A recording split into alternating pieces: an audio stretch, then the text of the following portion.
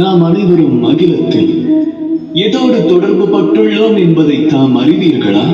சிலர் பெற்றோர்கள் என்பார்கள், சிலர் நண்பர்கள் எனலாம், சிலர் துணைவி எனலாம், சிலர் வாரிசு என்று கூறலாம். இல்லை, இந்த அகிலத்தில் ஒருவர் அதிகம் தொடர்பு பட்டது ஒன்றே ஒன்றோடு, காலம்.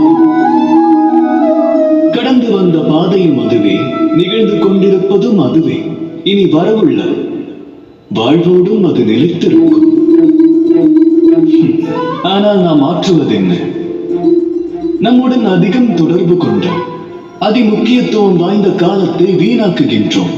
சிலர் வருங்காலம் பற்றி கனவு கண்டால், சிலர் கடந்ததை எண்ணி கவலையுறுவார்கள். ஒன்றை மட்டும் நினைவு கொள்ளுங்கள், கடந்து போன காலம் தாம் கவலை கொள்வதால் நிச்சயம் மாறுவதில்லை.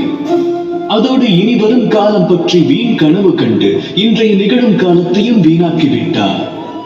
இனி வரவிருக்கின்ற காலமும் வீணான கடந்த காலமாக மாறிவிடும். ஆகையால் நிகழ்காலம் பற்றி சிந்தியுங்கள், அதை உத்தமமாக்குங்கள். அப்பணியாற்றினால் மற்ற இரு காலங்களும் மகத்துவம் வாய்ந்ததாக மாறும். ராதா ராதா.